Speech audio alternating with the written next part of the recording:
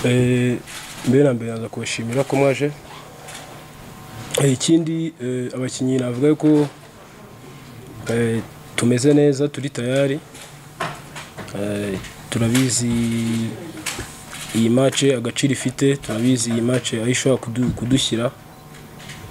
Abakinnyi bose bari tayari, imyitozo imeze neza, so ndumva nta bindi bintu byinshi navuga usibye kuvuga ko abakinnyi bari tayari.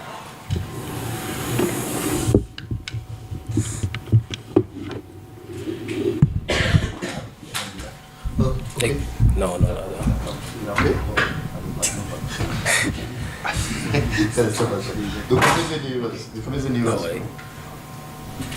Question here. Yego. Kapiteni, ni iki twakwitega nk'Abanyarwanda, twitega iki mu mukino w'ejo ku bahungu yewe? Murakoze. Navuga yuko igihe cyose abakinnyi twe dushaka gutanga 100% cyangwa se tukanarezaho, kuko turabizi neza yuko ekipe yacu tudatanze 100% ntabwo byapfa kutworohera. So icyo mwakwitega rero nuko tuzaza dutanga ibishoboka byose kugira ngo tubone amanota 3 nkuko nabivuze. Murabizi neza yuko iyi match ari match ishobora kudushyira ahantu heza muri course turimo yo kujya muri AFCON. So numva ari byo ngibyo navuga. Murakoze.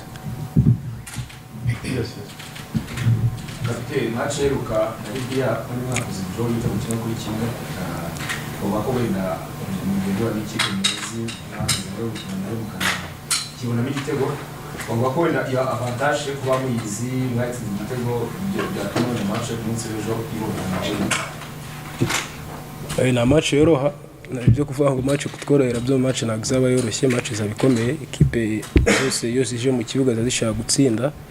Gusa iyo ufite iyo avantage yuko ekipe uyizi, wabonye amavideo yawo, yewe mwakinnye wenda mu gihe kinini, mu gihe kitari kinini gishize, nabivuga yuko bari avantage. Dufite na home advantage kuba turi mu rugo n'Abanyarwanda badushyigikiye. Nekereza yuko nabyo biri mu bintu bizadufasha, ariko match yo kuvuga ngo kutworohera byo match ntabwo izaba yoroshye.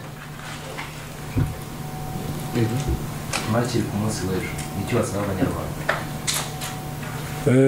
Icyo nasaba Abanyarwanda ni ukuza kudushyigikira kuko navuga yuko ariyo match yacu ya nyuma hano mu rugo muri campaign yo kwiqualifya kujya muri AFCON. So nekereza yuko nta kindi gihe bagira motivation yo kuza kudushyigikira kitari kingiki, kuko turabizi neza yuko imbaraga zabo ziradufasha muri match zashize mwagiye mubibona. So icyo nabasaba nuko ejo bazaza ari benshi, natwe turabizeza yuko tuzatanga ibishoboka byose kugira ngo bataye bishimye.